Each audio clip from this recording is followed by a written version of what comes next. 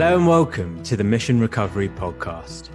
My name is Maruf Ahmed and I'm the co-founder of Quit Genius, the world's leading digital clinic for substance addictions. I'm going to be speaking to inspiring individuals about their journey to addiction recovery. Recovery should be celebrated, and the goal of Mission Recovery is to break down the stigma surrounding addictions and to empower others to live addiction-free lives. This is Mission Recovery. Welcome to episode 3 of the Mission Recovery Podcast. In today's episode, I'm honored to be joined by former NFL and Denver Broncos player Vance Johnson. Vance was an NFL superstar who spent 10 years with the Denver Broncos and played in 3 Super Bowls. He has an amazing story on how he recovered from his addictions to drugs and alcohol and has now transformed his life. And I can't wait for you all to hear it. Vance, thank you so much for being here. I can't tell you how excited I am. I was really anticipating and looking forward to joining you because what you're doing, not only around the country, but around the world, is just offering hope to so many people. So I appreciate what you're doing with your platform to just offer hope and help to those who are struggling and those to let them know that there's a continuum of care that they need in this walk in their recovery. So thank you. Thank you so much, Vance. And I know we're going to get into some of the amazing work that you're doing with this Vance Johnson Recovery Center. So I cannot wait for the listeners to hear about that. But just before we jump into your very powerful story, Vance, how have you been keeping?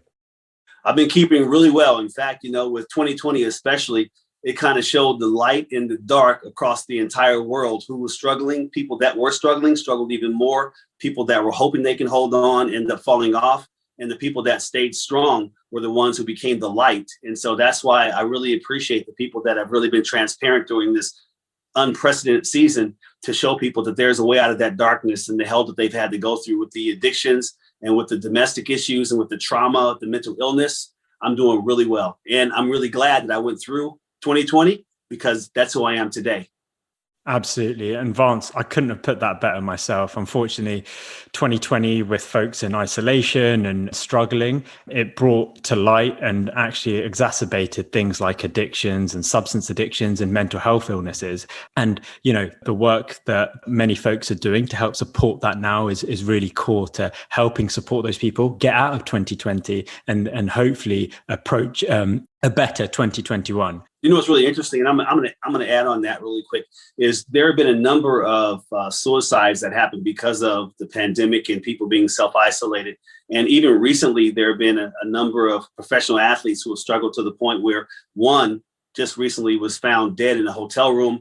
Another one that was a ball player from a former NFL ball player. He was NFL. He ended up actually dying too. So it's been really hard. That's why I'm here to break transparency. And I'm so excited to share my testimony with you. Yeah, absolutely, Vance. And, the lockdown did a number of, unfortunately, negative things to us. Being stuck and being isolated, exacerbated some of these problems. So really appreciate you sharing that, Vance.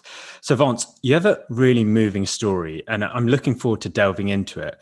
But I wanted to start right from the beginning. So Vance, can you tell us a little bit about your childhood? Absolutely. So I'm originally from Trenton, New Jersey, if anybody knows where that is. That's on the East Coast, just outside of New York City. And how I came about being born in Trenton, New Jersey is my father was born in Trenton, New Jersey, and he actually ended up losing his father at a very young age. So he had 6 siblings, but my father's dad was killed on a railroad track because he was building the railroad tracks that were being built back in the 40s and 50s. And he ended up getting killed. And so my father, unfortunately, was raised by the streets. He didn't have a father in his life. And being in the streets and being a minority back at that time, he was doing a lot of selling, using, talking about drugs, stealing, manipulating, doing a lot of different things just to cope with life on life's terms. And unfortunately, being a part of a gang, my dad was one of the last gang members alive, and he was faced with some prison time because of all the domestic things that were happening. And so they told him, young man, we're going to give you an option. You're either going to go to prison for, probably 20, 30 years, or we're going to give you an option to join the service. Now, that's something they allowed back in the 40s and 50s, believe it or not. So he opted to join the service, and he was stationed out in Arizona. Well, when he was out in Arizona, my dad was in the service. He was in the Army. And after about 6 or 7 months, they allowed these gentlemen to go off site and my dad went to a concert, and some of your listeners will understand and know who this person was. There was a guy by the name of James Brown back in the day. And my father went to a James Brown concert, and he saw a young lady sitting inside of a car, and he tapped on the window. And back then you couldn't push a button to get it down. You had to roll it down. So she rolls the window down, and he introduces himself and says, "Hi, my name is Gene." She says, "My name is Gene." So Gene and Gene are sitting there talking, and he asks her, "Why aren't you inside at the concert?" And she says, "Well, I'm only 15 years old, and they're selling alcohol, so they won't allow me to go in." Well, my father was 20. And so he actually decided not to go in the concert and start talking to this young 15-year-old. And I always tell young girls, if you're 15, don't talk to any 20-year-old boys because they know a lot more than you. Anyway, he ends up going out to this young lady's house where she worked and lived on a cotton yard farm where she picked cotton for a living. And he ended up going to her high school. She was a sophomore. And he got on his knees at the high school gym floor and proposed to a 15-year-old while she was a sophomore in high school. And she said, "I'll marry you, but I got to ask my daddy." They go back home to my grandfather's house. They get married. My father misses the draft. He doesn't have to go to Vietnam. Well, he marries this young 15-year-old and flies back to New Jersey. And 9 months later, I was born. That is a crazy romance story, Vance. But I'm curious, how was it for your father after he moved back to New Jersey? Actually, my father went back to his old ways when he was in New Jersey with this young girl who had a young child. And unfortunately, she started getting really traumatized because she didn't know that he was a part of a gang. She didn't know that he was using and selling and getting in a lot of trouble. And so we went back and forth from Arizona to New Jersey several times until my sister was born. But it got to a point now where the trauma was so bad. My mother said, maybe I can just get him out of here and get him out of this environment and he won't act like this anymore. So she said, if you want to be in me and these kids' lives, you need to come back to Tucson, Arizona and live with us there because I can't do this with you anymore here. Well, we all moved out to Tucson, Arizona. And that leads me to say this. You could take the brother out of Trenton, but you can't take Trenton out the brother. So what that means is my father, just because he went to a whole new area of life to raise his children and be married, he still had the trauma that he grew up in and around. And with that, he started to beat on my mother, my sister and I at our age now where we're starting to see these things. And so we're really traumatized as young children. And I hated my father growing up as a kid because I would watch him punch my mother in the face. I would watch him grab my mother by the hair. He would just be screaming and lying and just getting drunk and using drugs. And I forgot the pills they took back in the 60s. It was just such a nightmare that I hated this man growing up as a child. And I promised myself that I would not be like him when I grew up. Well, what I noticed was when I started to watch sports on television, my dad decided to be a coach. So now he was my coach. But I noticed whenever I did really good at sports, he beat on my mother less. And so to me, it was about saving my mom. So I just participated in sports. Well, unfortunately, even though he beat on her less, he still beat on her. And it got worse and worse. And as I started to grow up, it got really hard for me to deal and cope with him. And so then I started thinking, I have to create an identity. I have to achieve an identity. And so I worked really hard because I wanted to be famous. I wanted to be successful. I wanted to be rich because to me, that meant that I would be somebody special and I'd be able to deal and cope on life on life's terms. Vance, that sounds like it was really tough to grow up around, and it was great to see you make such a positive impact on your father. How did that desire to be successful help you in high school? By the time I got to high school, I was one of the best track athletes in the United States of America. In fact, the world. I ended up actually going to the Pan American track and field games, and I won the gold medal in the long jump. Wow. I also was one of the best sprinters in college and in high school. When I went to college, I started to play football. I stayed close home to my mother. I didn't have my first drink or my first drug until I was 23 years old. So I'll fast forward. I went to the scouting combine and I beat Jerry Rice, who was one of the best wide receivers in the NFL. I beat Carl Lewis, who was one of the best, in fact, in the world for long jump. I beat him as a freshman in college in the long jump. So I was the NCAA championship. So again, I was trying to achieve an identity. Because I didn't know how to be a boyfriend or a husband, I dated a couple girls in college and they both got pregnant, but I had dreams and goals. So I abandoned my children, 2 kids right away. Well, I got drafted in 1985 by the Denver Broncos.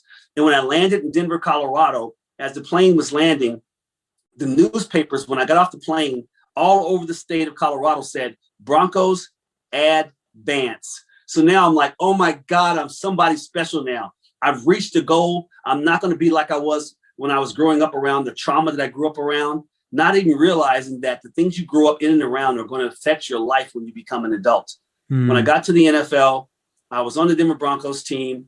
I went to my 4th preseason game, and I ended up dropping a punt at the end of the game, and the San Francisco 49ers scored a touchdown and won.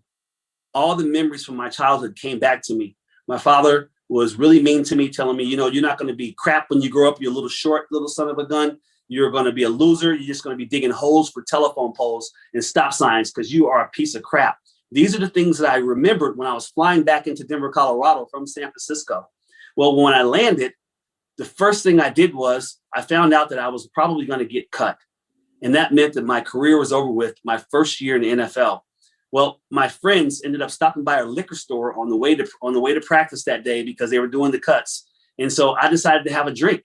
And do you know, I had never felt so good in my life after I had that drink. It was amazing. And I didn't get cut. So now I'm drinking alcohol because it's making me feel good. And then I got introduced to different prescription pills and different shots of morphine, codeine because I was having injuries. So I was feeling amazing. Then I got introduced to marijuana. So I'm living in a world of addiction. But because I thought this identity, I didn't have a problem. I didn't know it was going to lead to hell in my life. And I guess, Vance, how did the introduction of substances affect your life at that point? I started dating more and more women.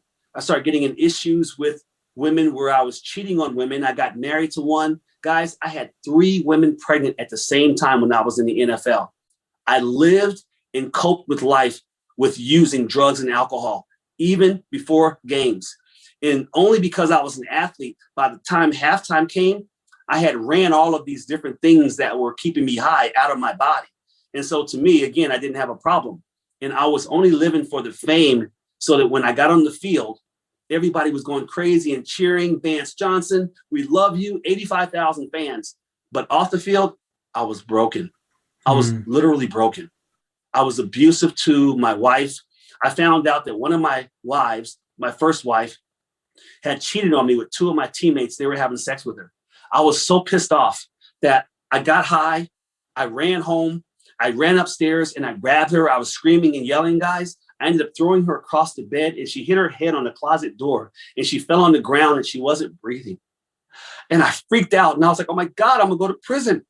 I'm gonna go to prison. So I picked her up and I carried her into the bathroom and I was trying to revive her. And finally, guys, after dumping water in her face, she started to breathe. But do you know, I was even more pissed off after that. And so how do we cope with life whenever we deal with things that we can't control? We use. So I leaned even more on drugs, even more on alcohol, even more on even pornography. And I'm doing all these things behind the scenes. I'm getting in car accidents. I ended up actually crashing one time and they took me to the hospital in the ambulance.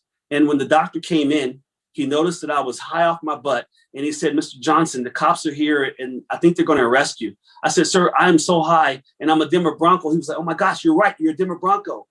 Do you know they hid me by the morgue so the cops couldn't find me? They hid me by the morgue.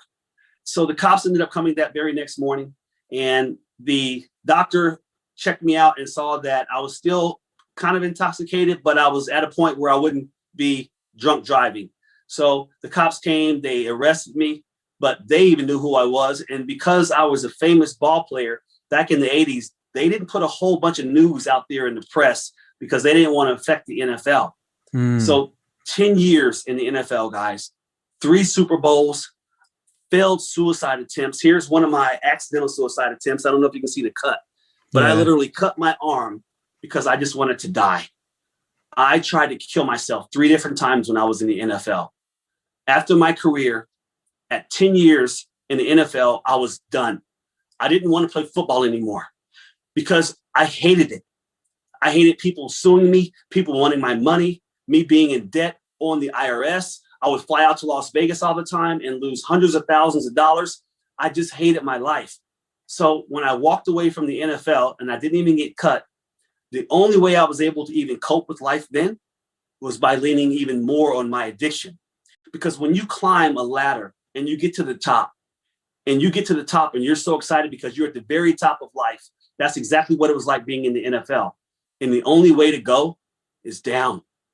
And I didn't go climbing down the ladder slowly. I jumped off. I jumped off into my addiction to the point, guys, where I would use and I would get more in relationships. I was into pornography. I was into so many pills because pills would help me wake up. Pills would help me go to sleep. Pills would help me get through the day. And mentally, I was out of my freaking mind. I can hardly even remember anything outside of using to cope with life on life's terms.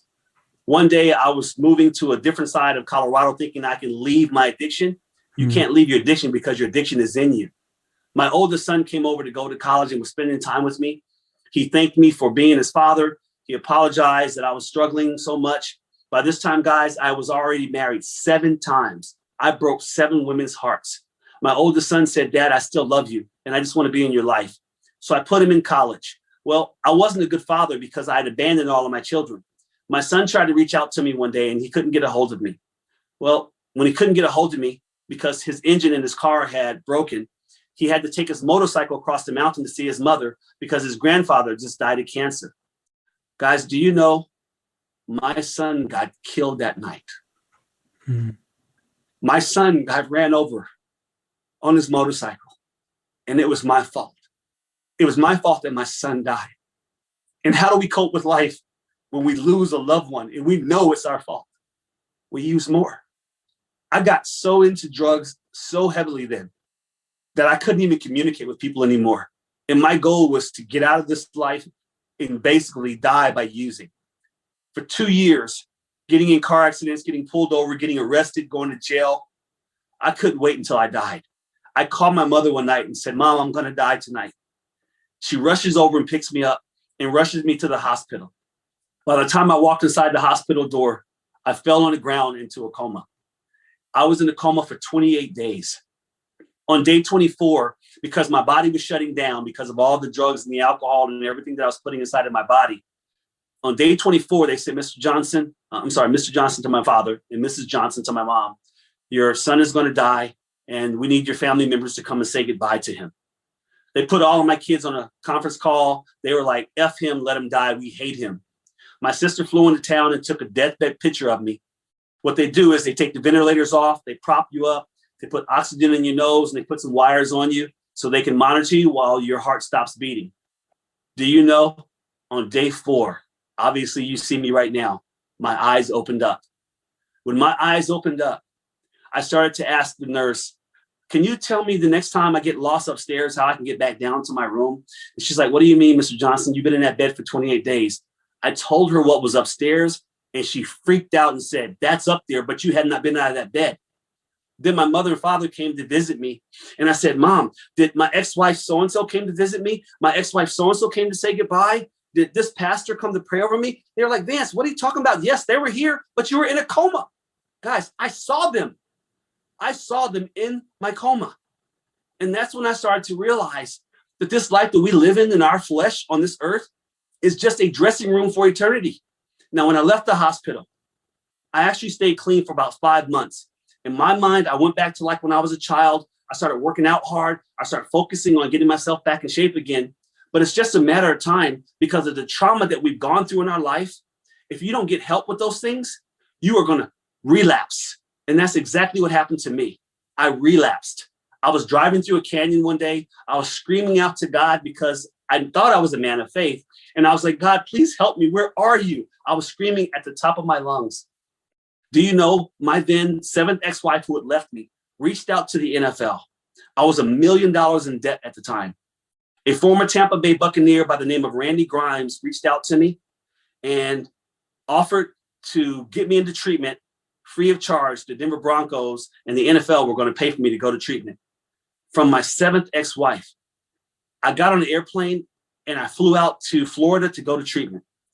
When I got there, I started to listen to people's stories and I started identifying my life. And I was like, wait a second, that sounds like my story. But I became famous and successful and rich, and you were just a homeless person. We all have a journey that we've traveled. And by breaking stigma as a former athlete, I want you all to know that we all have issues and problems that we have to cope and deal with. And addiction is a way that we try to get through life. And unfortunately, it's eventually going to kill us, destroy our families, and destroy our lives. So by learning and understanding addiction, by knowing that mental illness is real, by studying my scriptures, because I was a believer, I knew I had a plan. And as I started to grow, I realized once I left that all I wanted to do for the rest of my life was plant seeds of sobriety to let people know that there's hope. And don't get me wrong, there are many roads to recovery. But what I started to realize is, like I mentioned earlier, this life being a dressing room for eternity. It's about what we do in this life that's going to show where we end up at after this life. And so people who struggle with addiction, people who end up going to get help, people who are in their recovery, they need to understand this. What you had to go through, what you suffered with, was actually a gift. I know that's going to be hard for you to hear, but it was a gift. Because what would be your testimony if it wasn't for what you had to go through? And now that you're getting clean, that you can go out and offer hope to others who are also suffering and struggling and committing suicide, and families are breaking up. If they see and hear and know your story, if you're honest and transparent with them, you're going to show them a way out of the hell that they've had to live in for almost all of their lives. And you're going to save lives.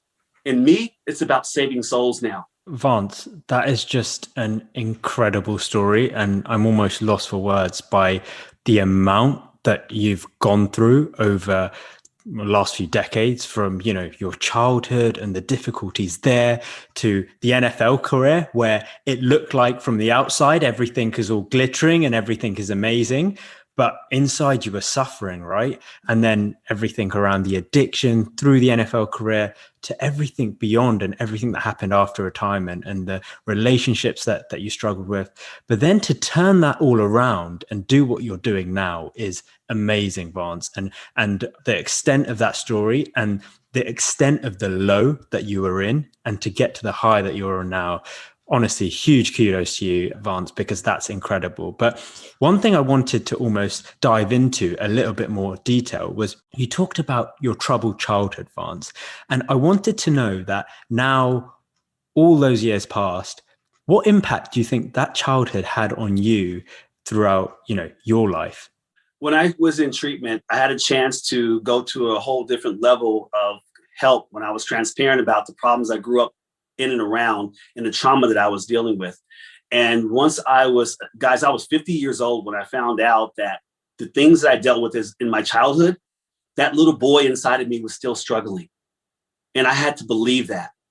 And so that's when I started to realize, when I started talking to other people and I would start asking them about their life, I would hear little bits and pieces of things that happened when they were children that they were witness to, or what they were involved in, whether they were sexually molested, whether they were beat on, whether they saw domestic violence, whether they saw addiction. And it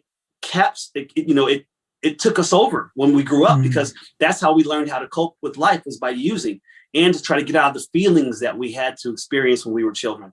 And so that's why I know that mental health is one of the biggest problems that we have when it comes to people that are struggling with addiction. And that's what I suffer with the most.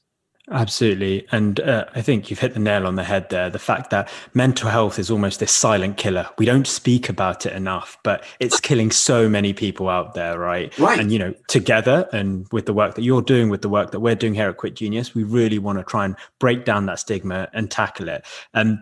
The other thing, almost question that I had, Vance, as well, was, so you mentioned that you started actually drinking, and the first drink that you had was actually quite late in your life, in your 20s and age 23. So how did it progress from there and starting drinking late to what you described almost mid to the end of your career, where you were drinking a lot, you were taking pills, and you were, like you said, an addict? Yeah, well, when I had that first drink, guys, it was the most amazing feeling that I had, because again, not drinking all the way to the age of 23 and having that first drink, it did something to me physically and emotionally. And that I just felt like, wow, this is the way I can cope with everything. And I didn't even realize sometimes I would be so drunk that I wouldn't even remember what I did, but it was my only way to get out of me. And many who are listening right now, that's what we deal with. How do I get out of these emotions and feelings that I'm coping and dealing with? We lean on those pills. We lean on that alcohol. We lean on marijuana, whatever we can to get us out of ourselves. because we don't know how to cope and deal with life because no one showed us how to. I guess, when did it spiral out of control? You talked about, the various lows that you had in your life, losing the Super Bowl in 1986, then obviously the issues that you had with some of the relationships that you had. And then finally, almost like the biggest one of all, so to speak, was in 2007 when you lost your son in a very tragic turn of events. So when did you feel as though your relationship with alcohol and drugs spiraled out of control? Well, I had heard something growing up as a child about a functional alcoholic. And to me, I didn't have a clue what that meant, except I knew my father got up every day to go to work. I knew he came home every day and paid the bills. I knew he was my coach. But for some reason, he always drank every night for many, many hours. Well, during my career, I was a functional alcoholic. I was a functional user because I was still one of the best receivers and I was making touchdowns at the end of the game for the Broncos to win. And I was going to Super Bowls. That person doesn't have a problem. Yeah, you do. You're functional. And so, like I told you during my share, when I fell off that ladder after climbing the top of my career, falling off that ladder, my only way to cope then was by using. So then I was not functional anymore. I could only survive by using. More drugs, more alcohol. I was taking 15, 16 pills a day just to cope with life on life's terms. And I was drinking alcohol because it took it to a whole nother level. So I was no longer functional. I could only even function by using. And unfortunately, like I said, many times, and I think it was a total of 4 times I ended up going to the hospital. And the 4th time was the time that I went into a coma. But it was my only way to deal with life on life's terms was by using. Yeah, that's really interesting, the point on functional alcoholics. And I've heard it being thrown around a few times, but there's almost that group of people that, like you said, from the outside, no one knows that they're addicted to alcohol or addicted to some sort of pill because they're doing their job. And the only person that knows about it is either themselves or, a very few close family and friends that are around them. And then you almost have the category even before that of risky drinkers or risky folks that are not currently addicted, but they're on the path to addiction. So they're drinking more than they should. They're potentially using some sort of substances and using drugs. And then they're the folks that we're really trying to target here, like the risky drinkers, the problem drinkers, as well as the folks that, are on the other side of the spectrum and really need some urgent support. But the risky and the functional drinkers are the ones that unfortunately don't get access to the support that they need because from the outside, people think they're fine when actually they're not. So that's really interesting, that point that you brought up there, Vance. That's why I really appreciate your platform because, a lot of people don't hear about these things unless they're in an inpatient program where they're around other people that are dealing with loved ones who are suffering with addiction. But because of your platform, you're able to reach people all across the world on social media and on different sites where they can hear this. And then all of a sudden they'll start thinking, oh my God, that sounds like me. But they never would have heard that unless they would hear your show. I appreciate that, Vance. And one question I had for you as well, Vance, was you talked about some of the negative effects of alcohol on your health, but how did alcohol and the drugs that you used affect your personal relationships and the difficulties that you had there? They kept my relationships destroyed because to me, the only way I got to be transparent. Sometimes the only way I could get excited sexually was by taking different pills and drinking alcohol. I got to be transparent with you. It got to a point where the only way I can even deal or cope or move was by using drugs and alcohol. And unfortunately, it just destroyed my relationships. I became the biggest liar. I was the biggest cheater. I was abusive physically. I was abusive verbally. And the promise I also made, because in steps 8 and 9 in your 12 steps, we're called to make amends with those that we have harmed. And that's the main thing that I really focus on these days is going to those who I really destroyed their lives, not only the women that I was dating and women that I was married to, but the children that I abandoned, to just say, I am so sorry. It was all my fault because I chose the addiction over you. Please forgive me. That's so powerful, Vance. So thank you for sharing that. And you've talked about a lot of the troubles that you faced, but what would you say, Vance, is your biggest regret? My biggest regret That's a really good question. And that's loaded. My biggest regret was not telling my father when I was a young man, Dad, will you show me how to be a man? Will you show me how to be a husband? And then I have another regret. So there are different levels. When I went to high school, I knew right from wrong. When I went to college, I was trying to be something by being famous and successful. And so even though I knew right from wrong, I had a goal. And then my biggest regret was allowing all of my children to suffer and not being the dad that they needed in their lives. And because of those regrets, guys, what I do now is I share my story with transparency to husbands and wives who are wanting to hold on to their relationships, to young children or 20-year-olds who are mad at their parents because of the addictions. By sharing with them, your mom and dad may have gone through some problems when they were young that caused them to have to use, and that's how they function in life. So it's about that transparency that's offering hope to people so they can see it's not your fault that your loved one is struggling. Mm-hmm. They're just taking it out on you. So if you can have some compassion and some love, sometimes tough love, you can help that person get the treatment that they need, which, by the way, when we get off this podcast, I'm actually going to go pick somebody up to get them into treatment after this podcast. Amazing. No, that is just incredible work that you're doing. And I know we're going to touch on that, the work that you're doing with the community and also the work that you're doing with your platform and helping people recover. But because you've mentioned it, you've just had an incredible transformation, right? We've talked about the lows, but you've had an incredible transformation and a recovery journey to get to where you are. So huge congratulations on that, first of all, Vance. But can you tell me a little bit about how that recovery journey all started? I love that. So how my recovery journey all started was, guys, I had to surrender myself to a higher power. And that's step one in the 12 steps. And in that road, I wanted to stay humble. And so I would not allow myself to be successful and rich anymore. I became a really good speaker when I first got clean, and people were inviting me all over the country to come and speak. Well, I could have gone from that $1 million in debt to being a millionaire again. But I knew what came with fame with me was a struggle. And so I said, I need to walk this thing out with humility. And that's the promise that I made. All I want to do is talk to people that are struggling. Instead of driving $100,000 cars, I started catching a bus to work. Instead of going to work for the NFL when I first got clean, I went back to the treatment program that got me clean and got a job there for minimum wage. So this was my journey. And there was the promise that I made.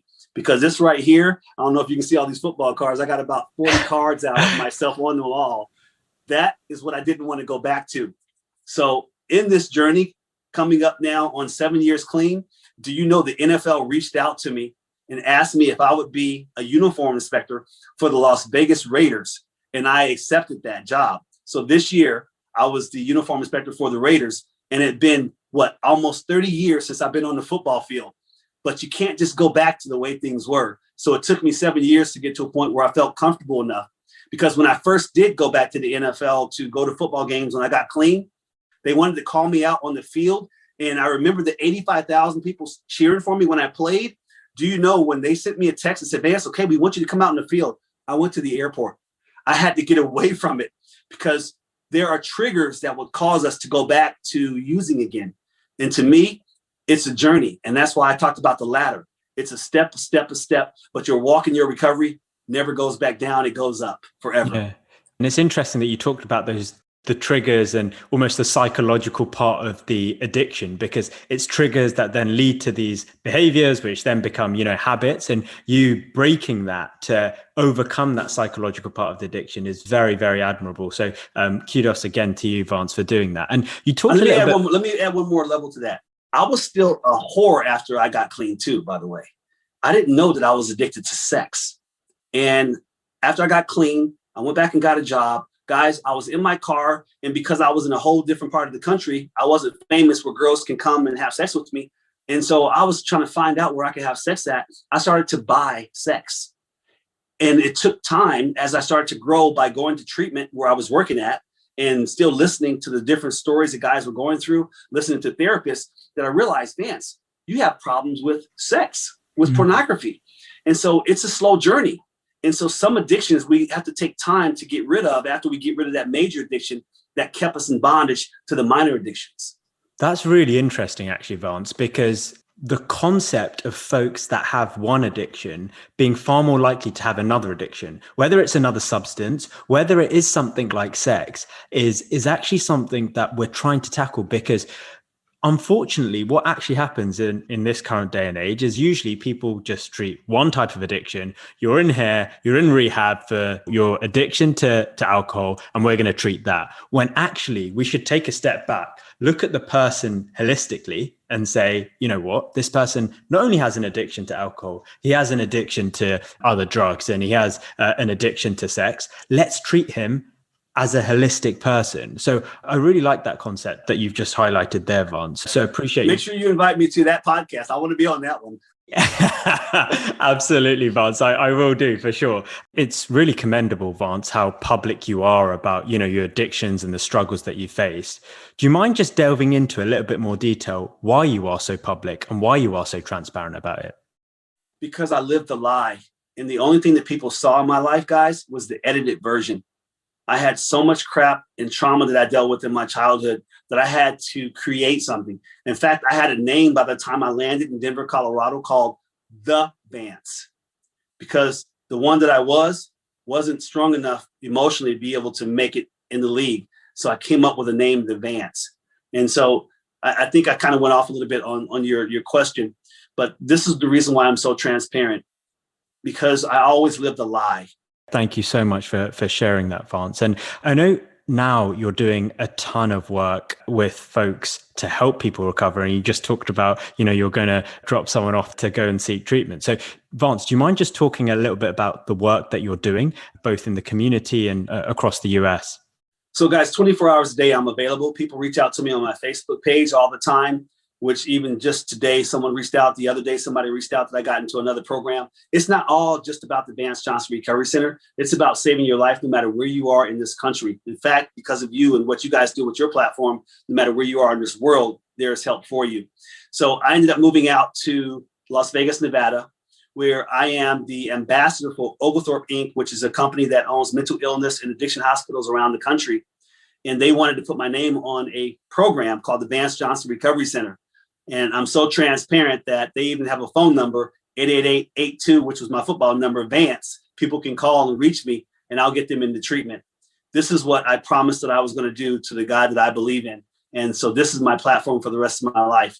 And this is where in Las Vegas, Nevada, that I lost everything. I got married 4 or 5 times, and I was so afraid to come back here that I knew I had to be under somebody and authority over me so that I would believe them and then also be a part of a community, which has happened. In 2020, shutting down was a good test for me because I'm not too far away from the Las Vegas Strip.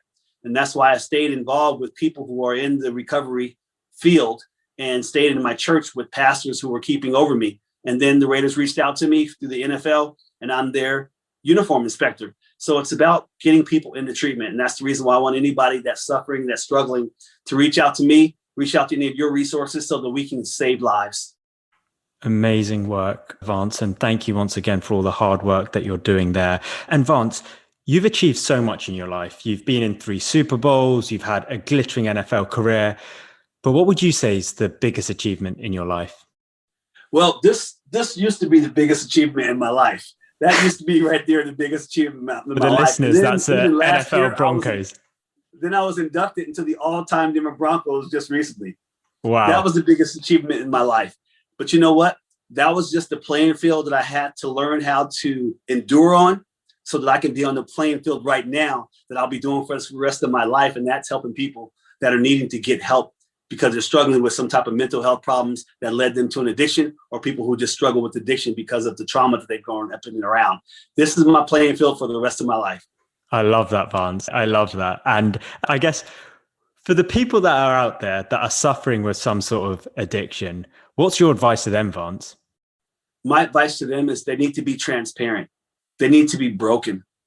And they need to let people know, loved ones or a friend, that I'm struggling and I need help. And I'm not going to tell you necessarily that I'm going to get help, but I need to be honest with you and tell you that I'm hurting and that I know that I have a problem, because that's the beginning. You have to hit rock bottom.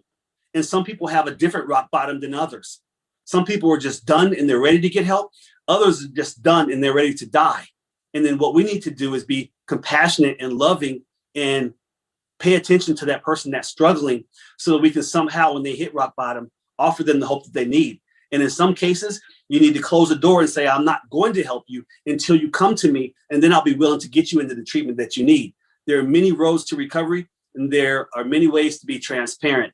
So that's what it's all about, guys. Transparency is transformation.